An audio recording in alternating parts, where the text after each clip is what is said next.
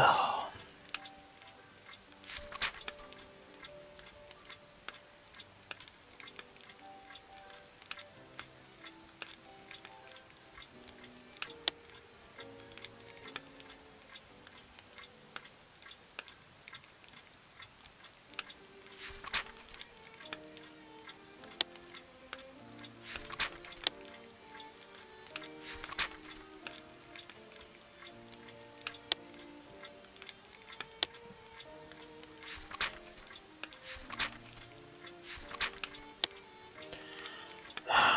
Oh, hello.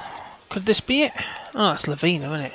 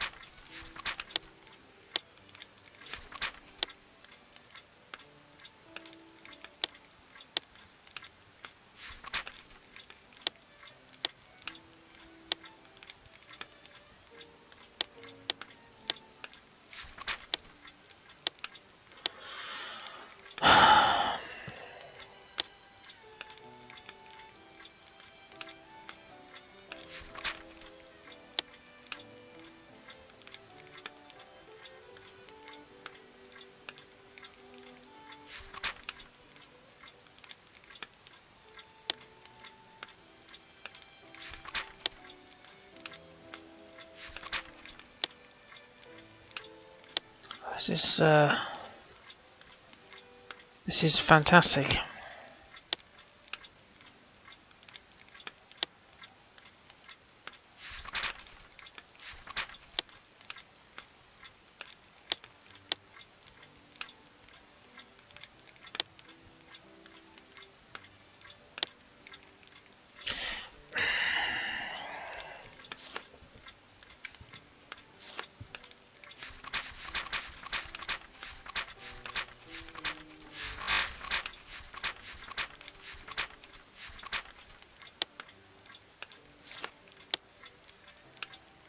We must have made an error, Watson.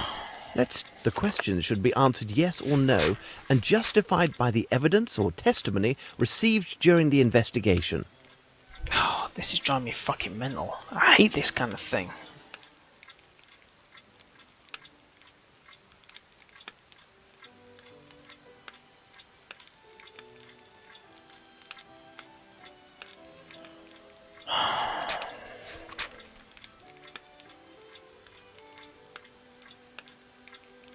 Must be right.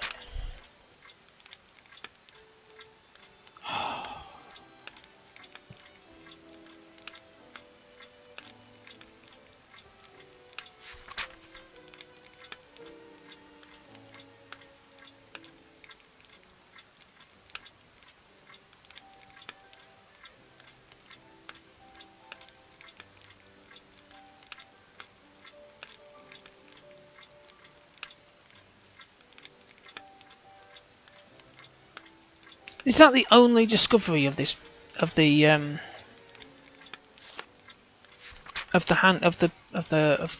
button?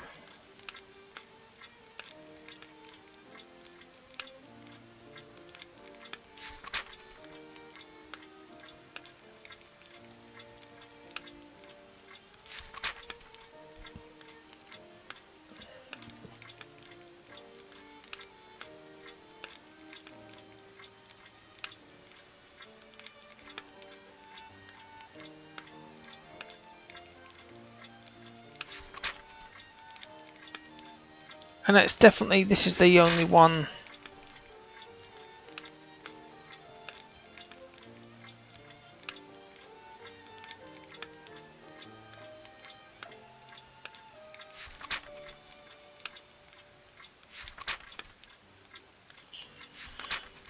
Oh, hang on, let's click yes. Maybe that would work.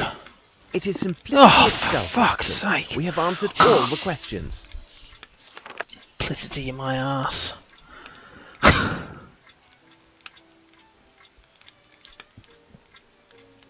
Oh, go on, I'll have a go. Could do with a good laugh.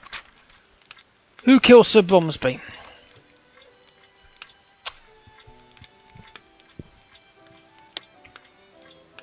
Him. Who killed Horace?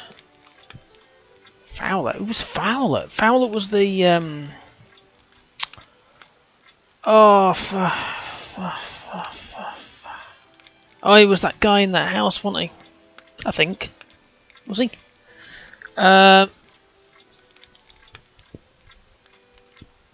going to go with Brims. I don't even know who Brims is.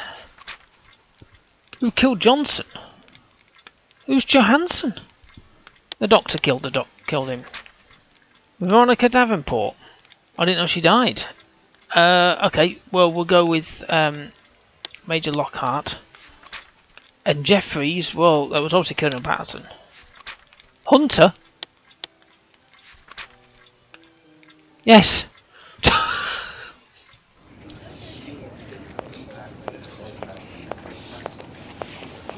Cabby! Say Dr. Shit. Sorry about that. I was just trying to read that thing on the left. Mr. Holmes, Dr. Watson, I feel relieved that everything is settled. The inspector told me that you were not as useful as you had hoped in this case, but you did your best, and I am grateful to you. Dear Lestrade, well, the inspector deliberately minimized my role in this matter so that I could reveal a secret to you. I wish Lieutenant Harrington could be here now, but... He had to leave for London on a very urgent business. But how could you know? It is my business to know, Miss Bromsby. Thus, I am able to tell you about the case of the silver earring. Everything begins on that sad afternoon, which was to celebrate your birthday, and ended with the untimely death of your father. Miss Bromsby, you did not murder your father. I kissed your hand that day and did not detect even the slightest smell of gunpowder. I also discovered powder traces that proved the shot was fired from behind the second side door. You were not seen at that door, but where did the murderer go after taking his shot? Everyone who tried to exit through the side entrance found it blocked. According to witnesses and other evidence, none of the guests could have possibly been the murderer, because they were all present in the ballroom. No one left through the service door, and traces confirm that no one could have fled by using the staircase. The windows in the kitchen, as elsewhere in the manor, were appointed with thick bars, thus they offered no escape. So did he vanish into thin air? In fact, one of the parties did leave the ballroom and went to the kitchen corridor. He left to meet his accomplice, who was not an invited guest.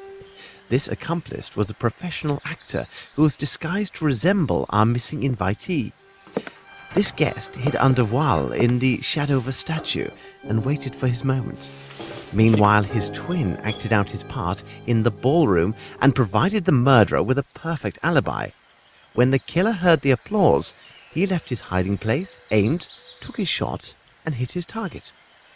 It is important to know that the actor was well placed at the manor. He secured entry to the manor by impersonating a French head waiter. Using his position, he persuaded those in charge to use long tablecloths and to arrange the tables in a most peculiar manner. When the shooting occurred, our actor joined the crowd and rapidly crept across the room, concealed under the tables. As he neared the side door, he rose from beneath the last table and acted as if he had been jostled and fallen. However, as he stood, he accidentally snagged a small piece of his dirty glove upon a chair. When he arrived at the door, which was held closed by the murderer, he tapped on it using a prearranged code and was allowed entry. He exited to the corridor while his partner continued to hold the door shut against all others. The actor discarded his disguise in the deep kitchen well, helped himself to 2 bottles of excellent whiskey, and quietly went outside. The assassin waited several minutes. Then, in the last seconds of the confusion, he returned to the ballroom. Thus, we have the crime committed by an individual whom everyone swears was in the room when the shot was fired. But this agrees with my conclusions. Richard is an actor, and everyone swears that Grimble was in the room. I didn't consider the course of events as you described, Holmes, but admit it, our deductions agree. Moreover, both of these suspects are similar in size and manner. Your theory presumes that Grimble is an excellent shot, which is false. It also takes on faith that Sir Bromsby had discovered the misappropriations, supplying Grimble his motive, but irrefutable proof that neither Grimble nor Richards were guilty waited at Horace Fowlett's, the matter of his pillow. But there was no pillow at Horace Fowlett's. Nevertheless, Mr. Fowlett slept with one. When I arrived at his home, I believed him already dead. Therefore, the news of his hasty departure came as no surprise. From the evidence obtained at his home and the statements of his neighbour, I learned the following. On the evening of his death, Mr. Fowlett was visited by a man who desired to sell him some exotic trifle. What? While this man distracted Mr. Fowlett, a second man quietly crept into the house and tried to open his safe. Trifle? This individual was well acquainted with the house and the location of the safe, but when he failed to open it, he most likely became enraged and killed Mr. Fowlett. This individual, Miss Bromsby, was your cousin, Wyatt Collins, who returned to England under the name Johansson. But what about this pillow? Mr. Fowlett's pillow had vanished. Later, Dr. Watson discovered a feather from the pillow in the train compartment used by the man who impersonated Fowlett. But why did Fowlett's impersonator take the pillow, and why didn't the station manager notice it? Had blood on Mr. Fowlett was short, but very portly. In order to imitate him, the man used the pillow to create the appearance of a stouter man. There is no other explanation. This man was a much leaner man than Mr. Fowlett, Mr. Grimble, or Mr. Richards. Then, Holmes, who did murder Sir Bromsby? And for what reason? You'll see, Lestrade, when it's a question of multiple murders, except for the deviant ones, there are two primary motives, revenge and greed. Wyatt Collins' presence at Fowlett's tells us his motive was about Bromsby's wealth. He went there for the express purpose of stealing the will so that he would receive at least a portion of Bromsby's estate. If his uncle had died with no will found, Collins would have been entitled to a share of the inheritance under English law. But if my cousin failed in his attempt and the evidence clears my name, though I am to inherit, why were my father and cousin murdered? Besides, tomorrow I am to announce my engagement and will be married soon. Holmes, hold on. There is a flaw in your reasoning. There is only one key for the door to the cement factory, and Grimble is the only person known to have it. So he must be directly involved in the murder of Collins. Is that true, Lestrade? Mr. Richards told me that there was indeed a second key which was lost. And have you forgotten the murder of the barman hunter? A young man without any criminal record, whose sole interests were painting and flowers. Why was he murdered in cold blood, with no signs of forceful entry or theft at his lodgings? But they didn't find a... Oh, Simply yeah, put, yeah. He was killed because he was present when your father was murdered. But why Hunter? What did he see or hear? And above all, how did he acquire the earring of Miss Veronica Davenport, the leading actress of the Fairfax Theatre and Dwight Richards' mistress? I can stand this no more. My thoughts are dazed. Will you finally reveal who murdered my father? Get on with it, The Holmes. murderer? Here he comes now. I understand your feelings of incredulity, but I have never been more serious. You must know that the first person who enters this room is the murderer of your father, Miss Bromsby, and I will provide irrefutable proof of their guilt.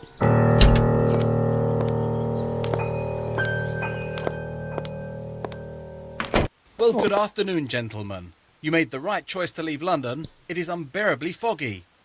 But Lavinia, darling, what's going on? She knows. But how? I mean, what? What does she know? I don't understand. Whatever do you mean? Oh no, you understand me clearly, Mr. Harrington, and you also, Spencer. Or should I say, Mr. Jeffries? Explain yourself, Mr. Holmes. What a monstrous misunderstanding. Oh, I've just explained myself to Miss Bromsby about the truth of her father's murder, but I can tell the story again from the very beginning. It begins several years ago. Wyatt Collins, the nephew of Mr. Bromsby, is forced by his uncle to leave England for South America. His hatred is fostered by the ingratitude he perceives in Sir Bromsby. Wasn't his uncle's career financed by his mother's money? In Collins' mind, Melvyn Bromsby owes him an eternal debt of gratitude, and was thus obliged to finance Collins' indolent lifestyle, fulfilling his every need. Here is our first criminal, Wyatt Collins. Then we have you, Mr. Harrington. You were a brilliant student at the Military Academy, and are an excellent shot, are you not? You were the only person at the reception with sufficient skills to make the shot that took Sir Bromsby's life. During my investigation, I learned that ex-officers of Her Majesty's Army enjoy great favour around the world for administrative positions. You left India and made your way to Brazil, where you obtained the position as warden of the prison in Guaquiamo. Do not try to deny your presence there. The pictures in your hunting portfolio could have been taken nowhere else in the world except Guaquiamo. Of course. We now have our second criminal, Lieutenant Harrington. Mr. Jeffries, your arrival in Guaquiamo set things in motion. The theatre company had come to Brazil as part of their worldwide tour. You had been involved with the lovely Veronica Davenport and loved her with a passionate yet possessive love. However, Miss Davenport did not share your affections. She had in fact tried several times to end your affair prior to the company's arrival in Guaquiamo. It seems she was truly devoted to Dwight Richards and would never leave him. After you arrived, you frequented the town's bawdier spots. This is where you first met Mr. Harrington, and you quickly became close companions. It seems tedium and heartbreak do bring certain people together. After the performance, maddened by alcohol and grief, you killed Miss Davenport because she had rejected your love. You then fled to your newfound friend, the warden, to confess your crime and beg for his help. In a show of friendship, he helped dispose of her corpse and directed suspicions towards your rival, Dwight Richards. Afterwards, you lay low, leaving the others to believe that you had been killed or had gone missing. You stayed hidden until they had departed, and you must have kept Miss Davenport's earring as some morbid souvenir. No doubt you also retained not only the key to the Fairfax Theatre, but the keys from Aston's, where you had been employed several years earlier. Here, then, is our third felon, Mr. Jeffries. Life was difficult in Brazil for our trio. Mr. Jeffries rarely went out, Mr. Harrington's men were talking behind his back, and Mr. Collins' funds were inadequate. One evening, Collins spoke of his cousin, who, in a few months' time, was to return to England from finishing school. She was also the sole heir to one of the greatest fortunes in England. Imagine these three men besotted with alcohol, considering the wealth that would one day pass to this slip of a girl. A terrible plan was devised. Several days later, they left for England, false papers for two of their party in hand, resolved to seize a portion, if not all, of this great inheritance. Incredible! Yes, incredible, and horribly true. At first, their plan was to forge a duplicate will or destroy the original, so that Mr. Collins would receive a share of the estate. This would happen soon enough, as they would murder Sir Bromsby at his daughter's birthday reception. It was essential that Collins enter the country under false papers, so that neither his uncle nor the authorities would be alerted to his presence in England. This would avoid any suspicion attaching him for his uncle's death when he arrived to claim his inheritance. They quickly put their plans into effect. Mr. Jeffries arrived at the household in the guise of a stylish French head waiter and studied the lay of the manor. Mr. Harrington, the assassin, would accompany a person with rather poor eyesight to the reception, so that the illusion of the fake Mr. Harrington would go unchallenged. As the head waiter, Jeffries was in a unique position to study the guest list. He quickly learned that two of the guests, Miss Rowntree and Colonel Patterson, had both poor eyesight and were unaccompanied. Lieutenant Harrington was quite busy in the days before the reception. He courted Miss Rowntree with great dedication and made fast friends with the Colonel. He hoped to secure one, if not two, invitations to the reception. Your arrival as the Colonel's guest was your first error, Harrington. Is it credible that a young officer who left the army because of his hatred towards all military authority would easily befriend a man who embodies everything that he detests? But your efforts bore fruit, and you obtained your invitation. Mr. Jeffries, as head waiter, took great care that the tables and tablecloths were arranged specifically to accommodate their schemes. Mr. Jeffries then secured the disguise for his role as the false Lieutenant Harrington. He remembered that an officer's uniform, similar to Lieutenant Harrington's, and a red wig, identical to the colouring of the lieutenant's hair, were in storage at the Fairfax Theatre. He learned that the company had taken up residence at the site of the old Aston Theatre, for which he still had the key. It was therefore a simple matter for him to acquire these items for his masquerade. They now only lacked the will, which Mr. Collins presumed was kept at Flowlet's house. Their plan was to take these papers prior to the murder of Sir Bromsby, so that Flowlet would be unaware of either their presence or a substitution until it was too late. But things went badly. Mr. Jeffreys tried to divert Mr. Flowlet, but he must have been alerted by some noise, as Collins struggled vainly to open the safe. Upon being discovered, Collins killed Flowlet on the spot. The two conspirators then left the house in such a way that witnesses believed it was Flowlet himself who had left. They would now have to find another way to get hold of the money, because no doubt Sir Bromsby had disinherited Collins in favour of his daughter. They decided to take the money from his daughter, a young, naive and vulnerable young woman. On the day of reception, Mr. Harrington arrived with Jeffreys, disguised as his servant Spencer and the Colonel.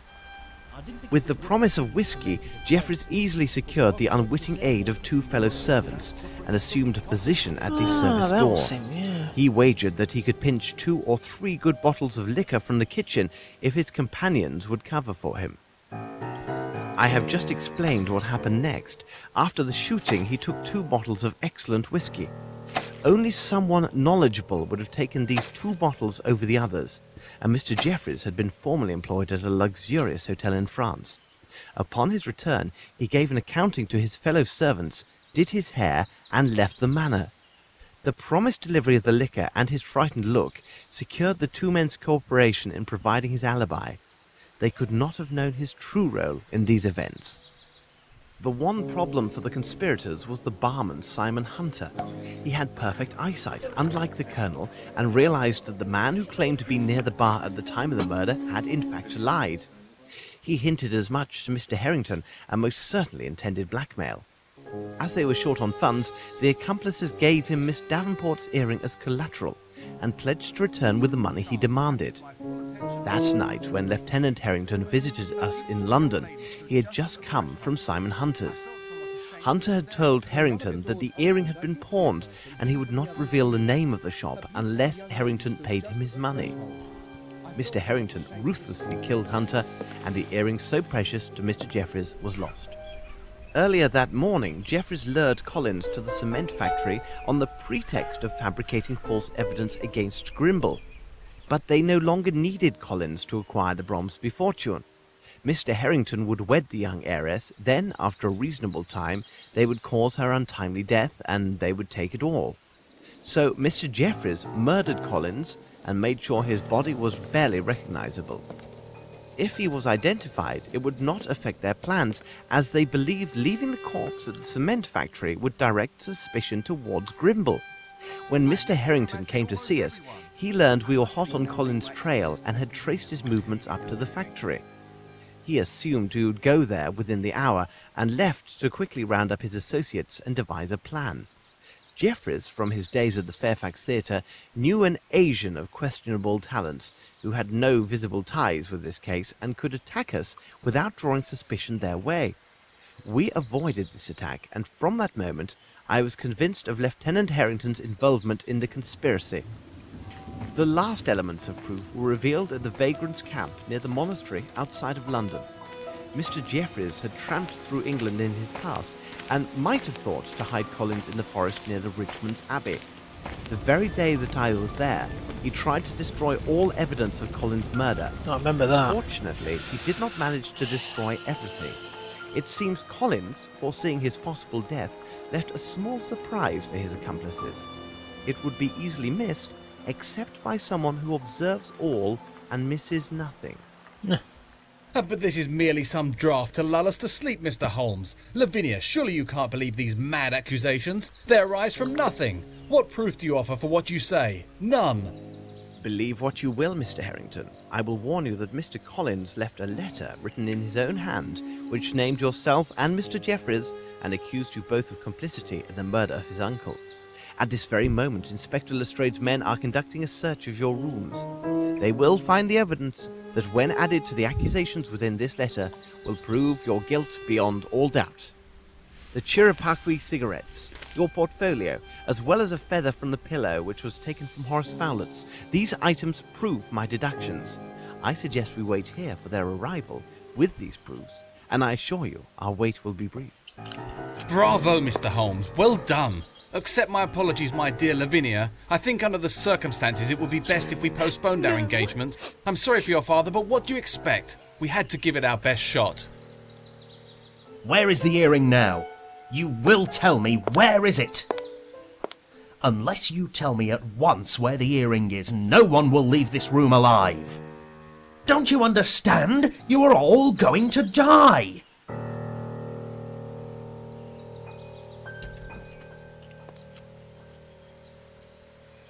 They are all yours, Lestrade.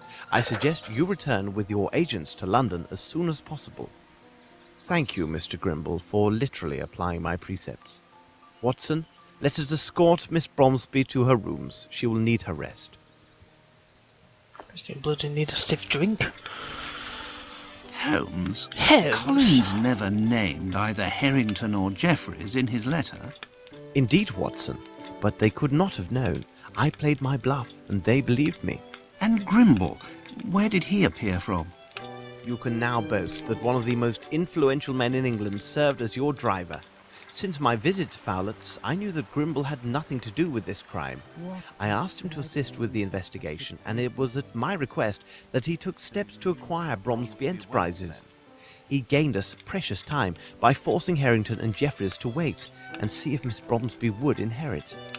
He ran quite a risk in doing me this favour, because their plots then turned against him. I also asked him to send the letter which lured the two murderers away from the hall. I needed a moment to explain everything to Miss Lavinia.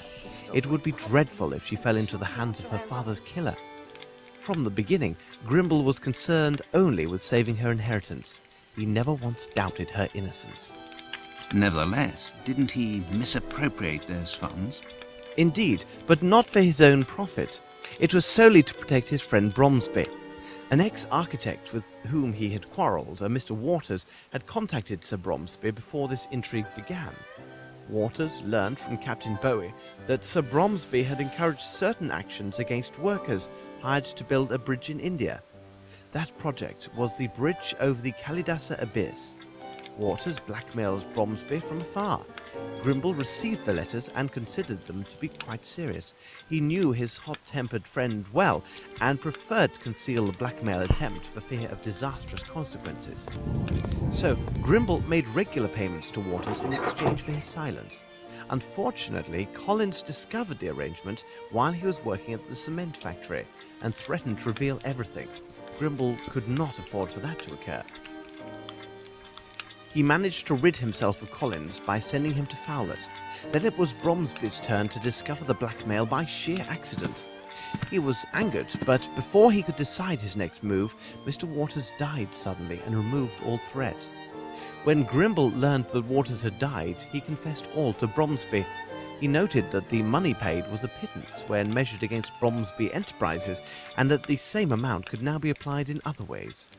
India had enriched them so greatly, and Bromsby had been cursed over the harm done to the Indian people in his employment.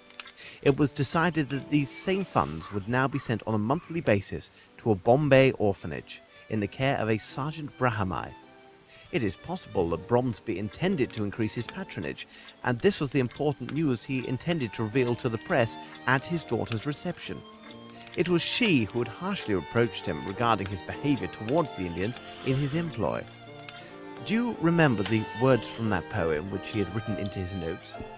It said that the ungrateful always die miserably. Indeed, Holmes. But there is one thing that I still don't understand. Why did you ask Lestrade to put Richards behind bars? For safety. He wasn't guilty of any crime, but you treated him as a murderer. I advised Lestrade that it would be prudent to place Richards in custody so we could protect him from harm. Mr. Richards is a wise and intelligent man. He would have recognized Harrington and Jeffreys on sight. When he realized that Jeffreys was alive and that I possessed the missing earring, he would have drawn the same conclusions as I. So this investigation would have been stopped cold by one or two more murders. I see. Well, Watson, you seem to know everything. Tell me, please, that small missive which I can see on the desk. It contains 2 invitations to the opera's opening night, does it not? If so, we shall finally have our opportunity to hear this marvellous soprano. Well, what do you say, Watson?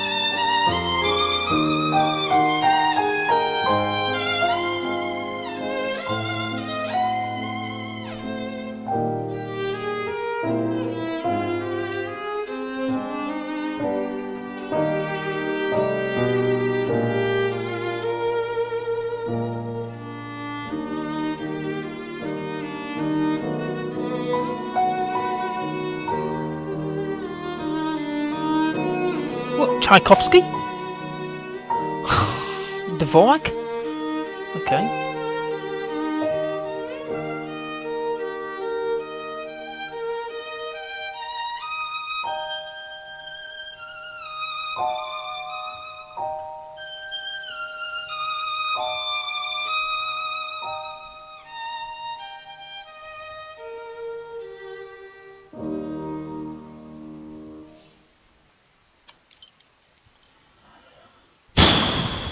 Well, I've completed it. It was nearly killing me at certain points, but it killed me. I've completed it. I enjoyed that. I haven't played Sherlock Holmes ever. I know a few people who have, and this was also suggested to me to play for a Let's Play, and I have done, so I feel quite happy about that. Was there any good and bad points? The only annoying point was them damn bloody quizzes. God, they take hours off your life. But the whole thing is quite cool. I mean, because the end was like, how the hell do you get all that? Imagine if the police force of nowadays managed to do that. You know, one copper just walking around picking up bits and bats and just going, yeah, we pieced the whole thing together. We don't need forensic evidence. We've got all this. Like, oh, sweet. Yeah. Yeah, it was a good game, actually. I enjoyed that. I've got others, I think. Can't remember. But I intend to play more.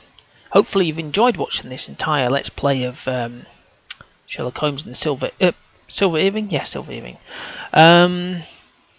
If you like this, please put a comment in the comments box below. Maybe you want me to do more of this kind of style. Like I say, I've got a couple more Sherlock Holmes, got a collection that I got on a disc. But if you like these kind of games or anything like this, please let me know in the comments box below. Have you played this? You know, did you complete it? Did you lose your will at certain points? Oh, they're the most annoying points. So the 2 annoying points for me was the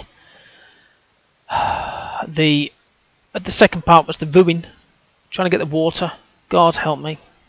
But the most annoying, was that bloody Fairfax Theatre. Not the first part, but the second part. God, I had to record that about 30 odd times. I can't remember. It drove me mental, absolutely mental. And if you do that, you'll probably lose about an hour just doing that constantly. Even though it didn't look like it was an hour, it was for me. But apart from that, yeah, it's fine. So thank you, like I say, for watching this entire Let's Play. Please subscribe to my channel. Leave a comment in the comments box below if you liked it. Give me the old thumbs up if you definitely like this. I have other games in my channel, other playlists, other adventure games. No Sherlock's yet, but there are definitely other adventure games. Okay, thank you for watching and goodbye.